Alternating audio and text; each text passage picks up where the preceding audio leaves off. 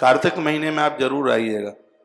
कार्तिक महीने में भगवान शालिग्राम का महाअभिषेक करके भक्तों को वो शालिग्राम दिए जाएंगे, इसलिए बाजार से मत खरीदिएगा, यहां से प्रसाद रूप में भगवान शालिग्राम लेके जाइएगा।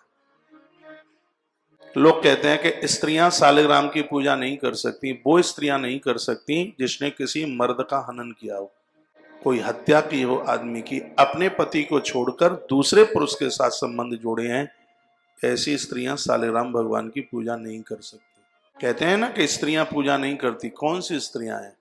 आप जैसी स्त्रियां नहीं हैं, आप तो बहुत पावन हैं, पवित्र हैं, जिन्होंने बहुत घटिया काम किए, घृणित काम किए। भगवान ऐसा ना करे कि नारी किसी की इस तरीके से कोई हत्या कर दे। वैसे ऐसा होता नहीं है, फिर भी हो ही जाता है। हाँ, किसी को धोखा देना, किसी को मार देना, किसी के साथ मिलकर ऐसी भी घटना घटी है, पति को जहर दे दिया, मार दिया गया है। ऐसे अपराध करने वाले चाहे स्त्री चाहे पुरुष, वो तो दोनों के लिए है, उनके लिए वर्जित किया गया। जितने भी ये देवताओं की जो पूजा की बात कही जाती है, मैं कार्तिक महात्म्य में निवेदन करना चाहूंगा, सर्वोच्च पूजा भगवान शालिग्राम की है, सर्वोच्च।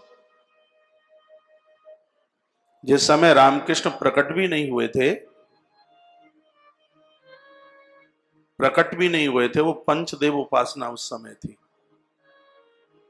इनका तो अवतार भी नहीं हुआ था, तब वो पंचदेव उपासना होती थी, जिसमें गणेश को पूजा जाता था, मां दुर्गा को पूजा जाता था, सूर्य भगवान को पूजा जाता था, भगवान महादेव और भगवान शालिग्रामिनी की पूजा थी बस, जैसे पंचदेव उपासना कहते हैं। और सब पूजाएं बाद में आई।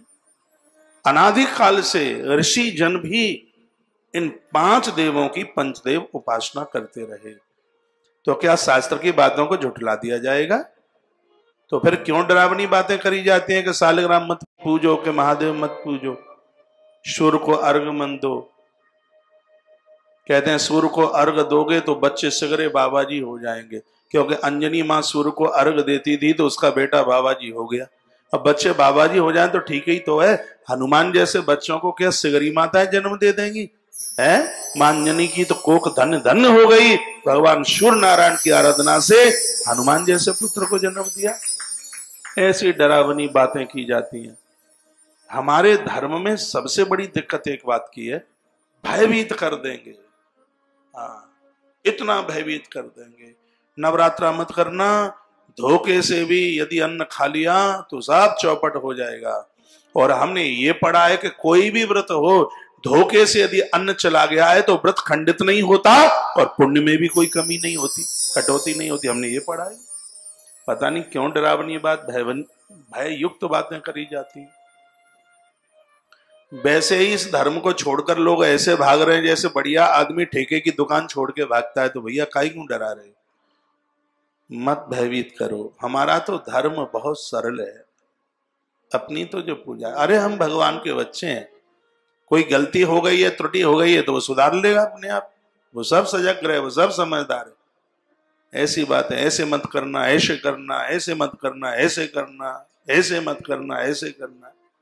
अरे भैया, इस गृहस्थ जीवन में जैसे जितना भगवान के लिए कर लोगे, भगवान कभी अपने भक्तों से नहीं रूठता।